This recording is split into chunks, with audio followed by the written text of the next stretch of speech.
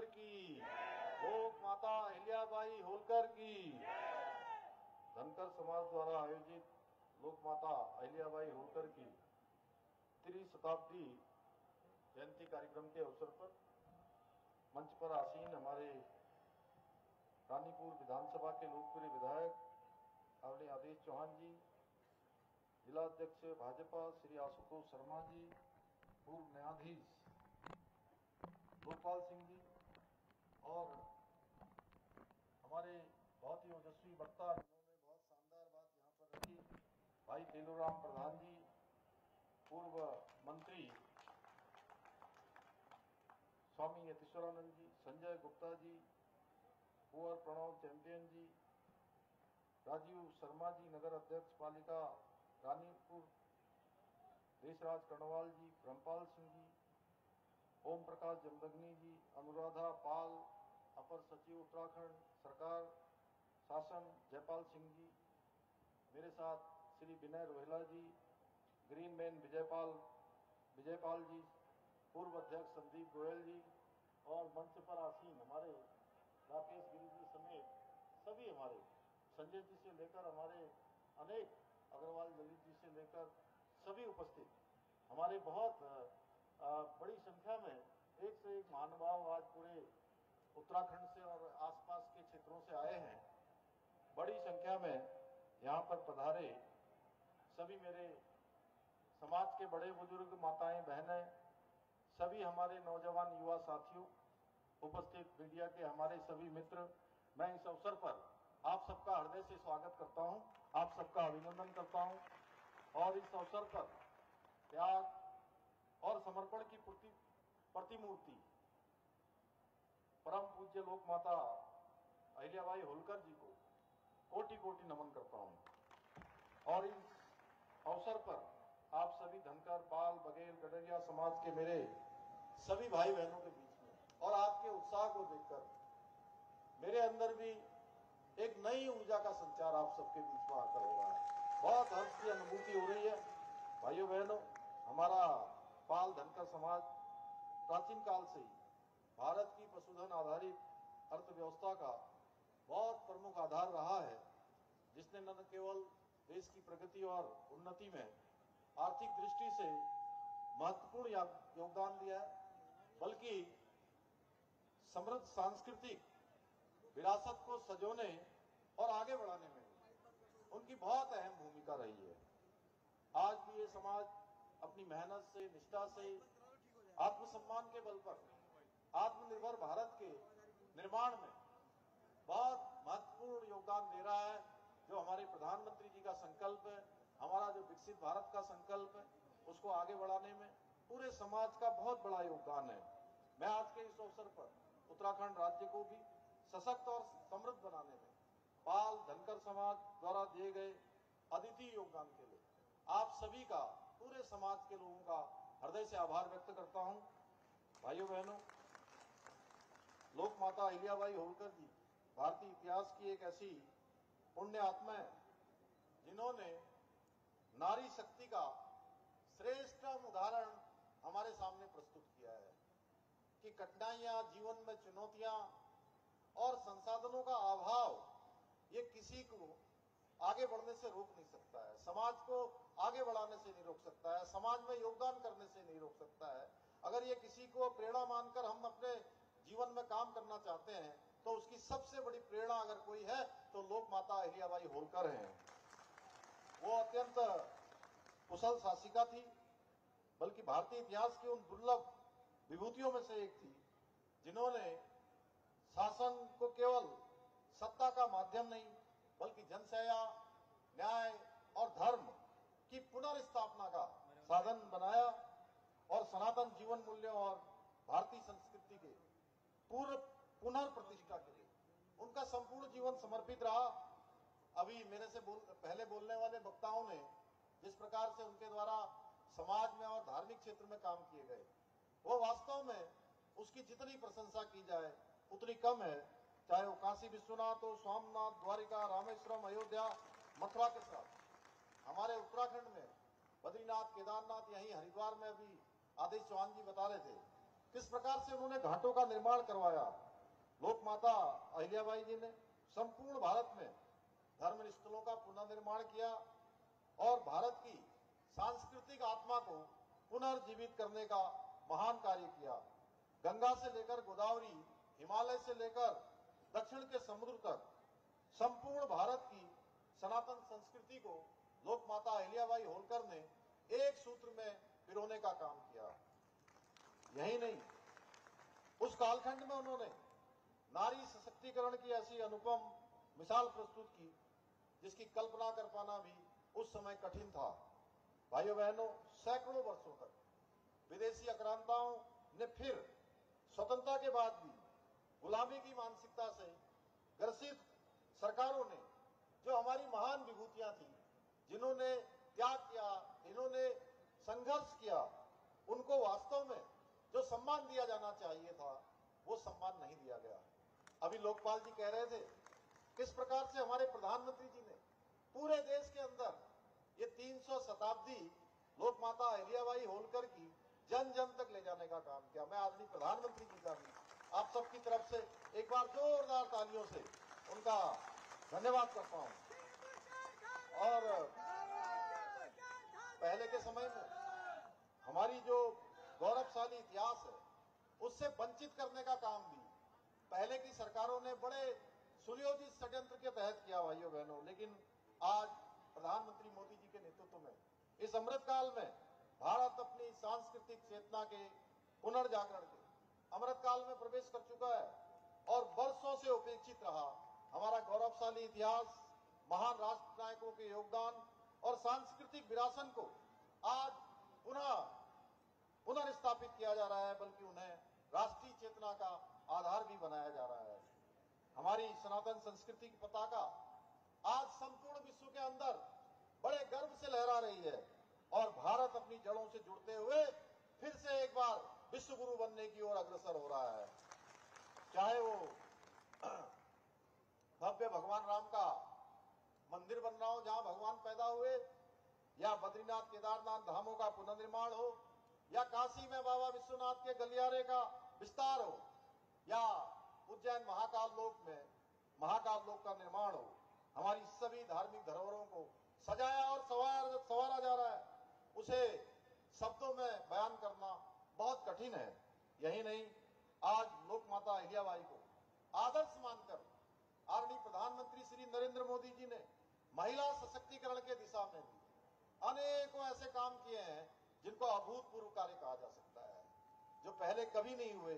चाहे महिलाओं को 33% का आरक्षण देना हो लोकसभा विधानसभा में, या बेटी बचाओ बेटी पढ़ाओ अभियान जिसके द्वारा बेटियों की सुरक्षा और सशक्तिकरण दोनों सुरक्षित किया गया हो, या उज्ज्वला योजना लाकर महिलाओं को चूल्हे के धुआं से मुक्ति दिलानी हो, या लखपति दीदी योजना द्वारा महिलाओं को आत्मनिर्भर बनाना हो, या ट्रिपल तलाक जैसी कुप्रथा का देश के अंदर अंत करना हो।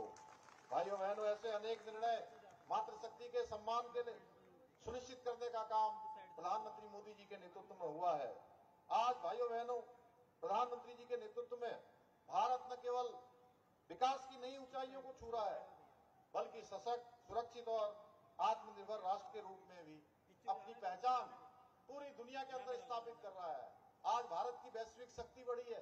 भारत आज दुनिया की चौथी सबसे बड़ी अर्थव्यवस्था बन गया है। आज जो दुश्मन हमको आग दिखाया करते थे भाइयों बहनों, आज वो दुनिया भर के देशों में गुहारे लगाते फिर रहे हैं कि हमको बचाइए, हमको बचाइए।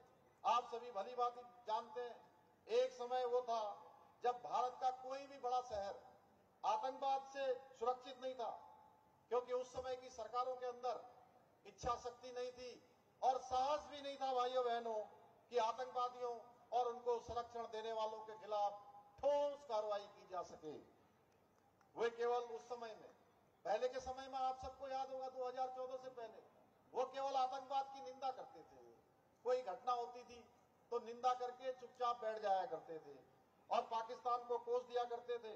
यहां तक कि उस समय आपको याद होगा आतंक फैलाने वालों को फांसी माफ करने तक की गुहार लगाया करते थे और उन्हें भारत के प्रधानमंत्री के आवास में खीर खिलाई जाती थी बहनों, भाइयों बहनों, हम सबको याद करना चाहिए। लेकिन आज दुश्मन देश के किसी भी आतंकी हमले का मुंहतोड़ जवाब देने का काम भारत की सेना करती है भाइयों बहनों। जैसे सर्जिकल स्ट्राइक के द्वारा पुलवामा के बाद, उरी के बाद, या अभी ऑपरेशन सिंदूर के माध्यम से आतंकियों का उनके बिल में ही सफाया करने का काम भारत की सेना ने किया है। वहीं आतंकियों को मदद करने वाले पाक सेना के डिफेंस अड्डों, डिफेंस सिस्टम, हवाई अड्डों को पूरी तरह से तबाह कर दिया गया। ऑपरेशन सिंदूर के माध्यम से ऐसा प्रहार किया गया कि पाकिस्तान को 4 दिन पर ही घुटनों के बल लाकर संघर्ष विराम की भीख मांगनी पड़ी। भाइयों बहनों, भाइयों बहनों, प्रधानमंत्री आदरणीय मोदी जी के नेतृत्व में और उनके मार्गदर्शन में उत्तराखंड सरकार भी नवनिर्माण, पुनर्निर्माण, सांस्कृतिक विरासत के संरक्षण के लिए पूरी तरह से प्रतिबद्ध होकर काम कर रही है। केदारखंड, मानसखंड में हम अनेक मंदिरों का सौंदर्यीकरण कर रहे हैं। बद्रीनाथ और केदारनाथ में मास्टर प्लान के तहत काम हो रहा है। हरिपुर कालसी में यमुना तीर्थ स्थल पर पुनरुद्धार की दिशा में काम किया जा रहा है। साथ ही हरिद्वार में हरिद्वार ऋषिकेश कॉरिडोर के साथ साथ शारदा कॉरिडोर के निर्माण की दिशा में भी कार्य किया जा रहा है। महिला सशक्तिकरण के लिए भी हमने लोक माता अहिल्याबाई होलकर को आदर्श मानते हुए उत्तराखंड में सरकारी नौकरियों में 30% का आरक्षण मातृशक्ति के लिए सुनिश्चित विधानसभा में विधेयक लाकर किया है।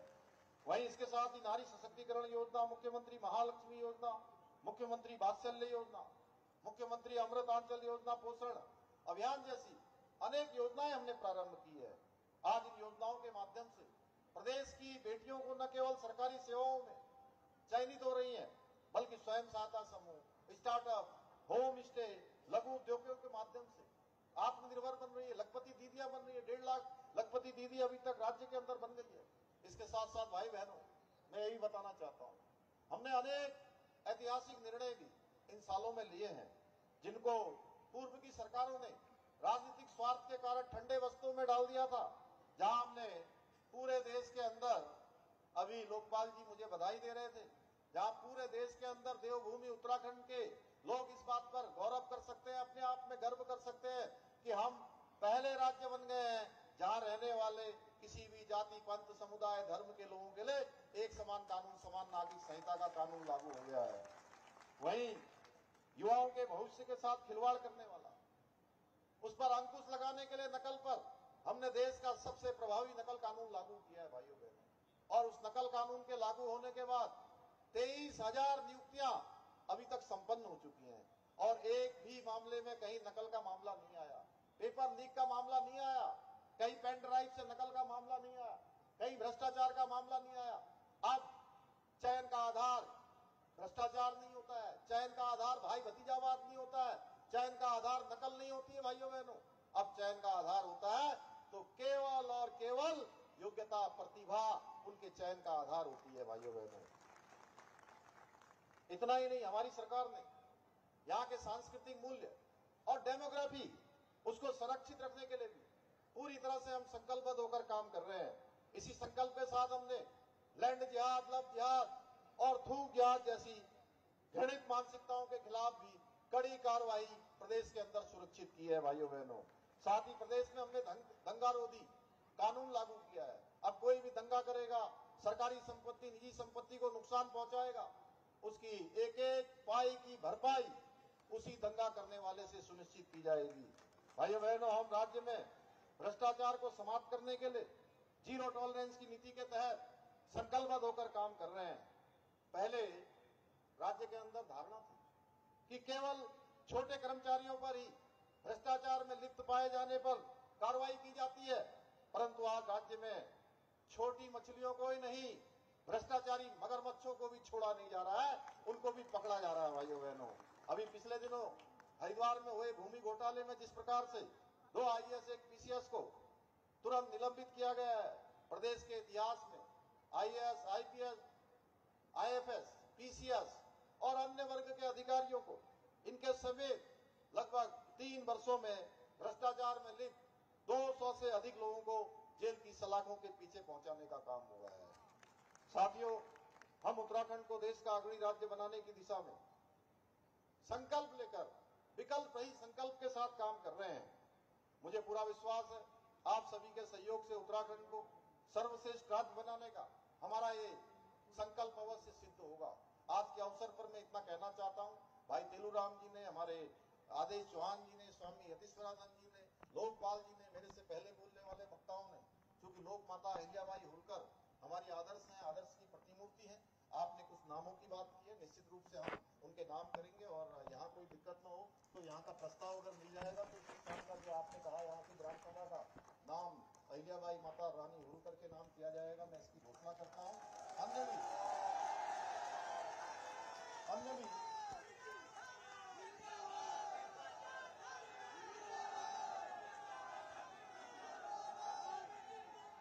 जिंदाबाद जिंदाबाद। हमने भी आप सबके द्वारा बहुत सारे ज्ञापन मुझे यहाँ पर दिए गए हैं। मैं उन सभी पर निश्चित रूप से उनको आगे बढ़ाऊंगा, उनकी समीक्षा करवाऊंगा, उन पर कार्रवाई कराऊंगा। और हम सब समाज के लोग हैं, मैं भी आप ही के समाज का आपका भाई हूँ और आप सबको ने जिस प्रकार से आप प्रेम दिखाया है, निश्चित रूप से ये प्रेम लौटाना है हम सबका कर्तव्य है। हम सब मिलकर राज्य को और देश को आगे बढ़ाने में अपना योगदान देंगे।